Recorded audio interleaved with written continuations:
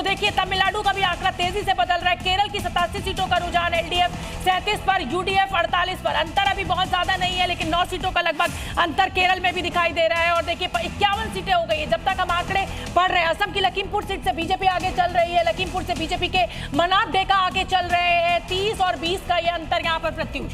जी हाँ, 50 सीटें इस वक्त 51 सीटें हो गई। 51 सीटों का रुझान आपके सामने। एक सीटें अदर्स के खाते में जाती हुई रुझानों में नजर आ रहा है। वो अदर्स कौन है, वो कौन सी पार्टी है जिसके खाते में ये सीट जा रही है, क्योंकि ये देखना होगा कि क्या इस बार अदर्स 2021 के चुनाव के बनिस्बत 2026 के चुनाव में क्या कुछ सीटें निकाल पाते हैं। क्या कांग्रेस का खाता खुलेगा, क्या लेफ्ट का खाता खुलेगा, क्या एआईएमआईएम का खाता खुलने वाला है। बंगाल में अंतर कम हो गया, फिर 22-30, फिर ये डिफरेंस जो 11 सीटों का पहुंच गया था, 10 सीटों का पहुंच गया था, वो 8 सीटों पर बदल गया है। बीजेपी जो है वो 30 सीटों के साथ बढ़त बनाई हुई है बंगाल में। ममता बनर्जी भी कड़ी टक्कर देती हुई फिलहाल शुरुआती रुझानों में हमें दिखाई दे रही है। ममता बनर्जी की टीएमसी 22 सीटों पर, बीजेपी 32 सीटों पर, डीएमके 11 सीटों पर, एआईडीएमके 2, टीवीके जो कहा जा रहा था कि चमत्कार करेगी, अभी ऐसा चमत्कार हमें शुरुआती रुझानों में नहीं दिखाई दे रहा है।